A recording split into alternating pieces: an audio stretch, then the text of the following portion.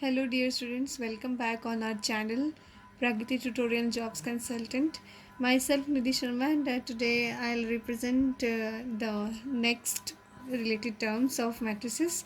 In the last lecture you have seen if the related terms of matrices and its elements, order and its respective examples. Fine. Now in this part I'll discuss with you some category or you can say some types related to the matrix. So it is called types of matrices. Clear? So the first type is related with the row matrix. Row matrix यानी कि जिसमें रो के बारे में बात हो रही हो, रो के बारे में बात हो रही हो तो कॉलम कितने होने चाहिए, है ना। ये क्वेश्चन अराइज होता है नाम पढ़ के, तो इसका मतलब है कि एक ही रो हो, only one row. Clear? One row. और ऑर्डर कैसे रिप्रेजेंट होगा? ऑब्वियसली जो फर्स्ट नंबर होता है एम क्रॉस एन में, तो एम रो होता है और एन कॉलम होता है। क्लियर? तो यानी कि रो तो हमारी एक ही है, तो ऑर्डर में रो के कंसिस्टेंसी हमारे पास वन है। तो कॉलम कितने हैं? तो कॉलम होगा एन नंबर ऑफ कॉलम्स, मतलब कॉलम कितने भी हो सकते हैं, तो दैट इज़ कॉल्ड एन। तो इसका ऑर्डर है वन क्रॉस एन। तो एंट्रीज कैसे आएंगी? First row first column, first row second column, first row third column. इसके बीच में कॉमर्स नहीं लगाना है, कहीं आप कॉमर्स लगाना, बस एक स्पेस छोड़नी होती है थोड़ी सी। Up to so on first row nth column. Clear? So a matrix which is of the order one cross n is called row matrix. Clear? Second is column matrix. Column matrix नाम से पता लगता है कि जिसमें column ही हो। अगर column ही है तो रो कितनी होनी चाहिए, क्योंकि रो और कॉलम दोनों एक साथ ही चलते हैं साइमल्टेनियसली। तो यानी कि एक कॉलम, यानी कि ऑर्डर कैसे होगा, क्योंकि फर्स्ट एम क्रॉस एन है अगर, तो ये रो को रिप्रेजेंट कर रहा है और ये कॉलम को रिप्रेजेंट करता है हमेशा, है ना। यानी कि कॉलम तो फिक्स है, वन होगा, तो रोज़ कितनी होगी? तो रोज़ कितनी भी हो सकती है, यानी कि कॉलम एक है तो रोज़ कितनी भी हो सकती हैं, लाइक एन रोज़ भी हो सकती हैं। क्लियर है? That is N cross one. यानी कि first row first column, second row first column, third row first column, up to so on nth row first column. First column में ही आपको चलना है। Third is of square matrix, that is one of the most important matrix. Square matrix, square matrix a matrix is of order. Order देखिए mention करना बहुत ज़रूरी है। जैसे रो मैट्रिक्स में आपने देखा a matrix is of having one cross N matrix, N one cross N order is row matrix, N cross one is column matrix, and square matrix is of which.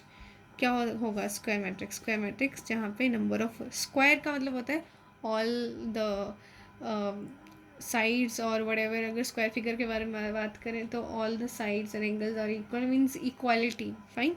So m number of rows और n number of columns, they are equal in nature, in number. Fine. So like जैसे 3 cross 3, fine, so it is square matrix. 2 cross 2, it is square matrix. 4 cross 4, it is square matrix, up to so on। यानी कि m cross m और n cross n, यानी कि जहाँ पे number of rows और column equal हो। Clear? सो वो स्क्वायर मैट्रिक्स है, like this one, A11, A12, A13, A21, A22, A23, A31, A32, A33। Order के बारे में बात करना ना इसमें, तो बेसिकली हमारी जो टाइप्स ऑफ मैट्रिसेस हैं ये all in all its nature depends on the order. So square matrix m cross m और you can say n cross n. Clear होगी ये बात आपको? उसके बाद है next one is one of the most important, diagonal matrix. देखिए diagonal meaning को अगर हम मैथमेटिकली जज करते हैं तो वो होते हैं एक तिरछी रेखा। यानी कि अगर मैं 3x3 की एक मैट्रिक्स लेती हूँ, सपोज 1 2 3 4 5 6 7 8 9। क्लियर? तो तिरछी रेखा कैसे बनेगी? ये वाली बनेगी और ये वाली बनेगी, है ना। तो मैं अब लेफ़्ट टू राइट वाली लेती हूँ, लाइक दिस वन, ये दिस वन। डायगोनल मैट्रिक्स वो मैट्रिक्स होती हैं जिसमें diagonal element just for the one H side, like left to right, this one, up to down, clear, from the left to right वाली side, this one, जिसमें ये वाले element, जैसे ये एलिमेंट है this one, A11, A22, A33, इनको बोलते हैं डायगनल एलिमेंट। सबसे पहले तो डायगनल मैट्रिक्स से पहले हमें ये बताओ कि डायगनल एलिमेंट क्या होता है। तो डायगनल एलिमेंट वो एलिमेंट होते हैं जिसमें i और j बराबर होता है, i इक्वल टू j, यानी कि अगर A11, जैसे कि एंट्रीज कौन कौन सी इक्वल होगी, A11, A12, मतलब सॉरी A22, A33, A44, मतलब m और n जो है वो आपस में बराबर हो। क्लियर है, ये मोस्ट इंपॉर्टेंट वो डायगनल एलिमेंट होते हैं, यानी कि यहाँ इस मैट्रिक्स में डायगनल एलिमेंट कौन सा है, A11, A22, A33, diagonally they are equal. Clear, so यहाँ पे डायगनल एलिमेंट है 159। क्लियर, सो 159 डायगनल एलिमेंट है। तो डायगनल मैट्रिक्स वो होते हैं जिसमें डायगनल एलिमेंट के अलावा बाकी सारी एंट्रीज क्या होनी चाहिए, zero. Clear, this one would be zero, this one would be zero, zero and zero, zero and zero. Clear, so these number, they, one of the entry of the diagonal element can be zero, but the definite in sense we can say diagonal element को छोड़ के बाकी सारे elements जो हैं matrix के, वो diagonally छोड़ के बाकी सारी एंट्रीज ज़ीरो होनी चाहिए। और सबसे मोस्ट इम्पॉर्टेंट बात ये है कि इसका ऑर्डर कैसे डिसाइड होगा। डायगनल मैट्रिक्स जो हैं वो सबसे पहले तो स्क्वायर मैट्रिक्स होते हैं। क्लियर है, स्क्वायर मैट्रिक्स होते हैं, यानी कि इनका ऑर्डर ऐसे ही होता है 3x3, और it may be 2x2, it may be 4x4, any one of the order, but it should be of square order. Fine, so ये सारी एंट्री ज़ीरो हो। One of the entry of the diagonal element can be zero, if all the entry would be zero then it will become the another form of another matrix, wo that will be named as zero matrix. I'll discuss on later. So this is the basic meaning of diagonal matrix. Now the next one is scalar. Scalar matrix को usually जो है हम कह सकते हैं कि it is a subtype of diagonal matrix. Scalar matrix के लिए भी सबसे पहले इस ऑर्डर का स्क्वायर होना ज़रूरी है, it should be of squared ordered matrix. Fine, end of course it is a sub type of diagonal, तो इट मीन्स इसकी रिप्रेजेंटेशन अगर मैं 3x3 में लेती हूँ, क्योंकि थोड़ा समझाना आसान है और समझना भी आसान है इसमें। 3x3 की मैंने मतलब 9 एंट्रीज ली हैं, जिसमें 3 रो 3 कॉलम है। स्क्वायर ऑर्डर है तो वो तो होना ही चाहिए। डायगनल है तो मतलब ये वाले जो एलिमेंट है ना, ये वाले एलिमेंट छोड़ के बाकी सारे क्या होने चाहिए, zero zero zero zero zero zero. Clear है, अब बची बात कि ये एंट्री क्या होगी ना, ये जो मैंने अभी ब्लैंक छोड़ी हुई है, तो ये एंट्रीज इक्वल एंट्रीज होनी चाहिए। Other would be type of 111, 222, 333 और -3 -3 -3, 444, 4x2 4x2 4x2, or you can say 1x2 1x2 1x2, whatever the entry should be equal. Fine, so it would be same. मैं अब यहाँ पे लिख रही हूँ 2 2 2, तो ये जो है वो स्केलर मैट्रिक्स है। Clear, the entry should be equal. Clear, after that the next one is identity matrix.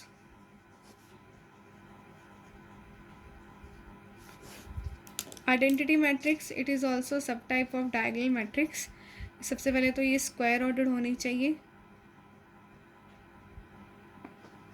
Second one diagonal की सब मैट्रिक्स बोल सकते हैं। इसमें एक फीचर है, डायगनल है तो मैं 3x3 ले रही हूँ, सपोज 3x3 का ऑर्डर ले रही हूँ, तो इसमें 9 एंट्रीज़ हो गई। डायगनली है तो यानी कि ये एंट्रीज़ छोड़ के बाकी सारी एंट्रीज़ जो हैं वो ज़ीरो हैं। अब इसका पर्टिकुलर नेम है आइडेंटिटी, और इसको हम दूसरे नाम से भी बुलाते हैं यूनिट मैट्रिक्स, और it is also considered as a sub type of scalar matrix.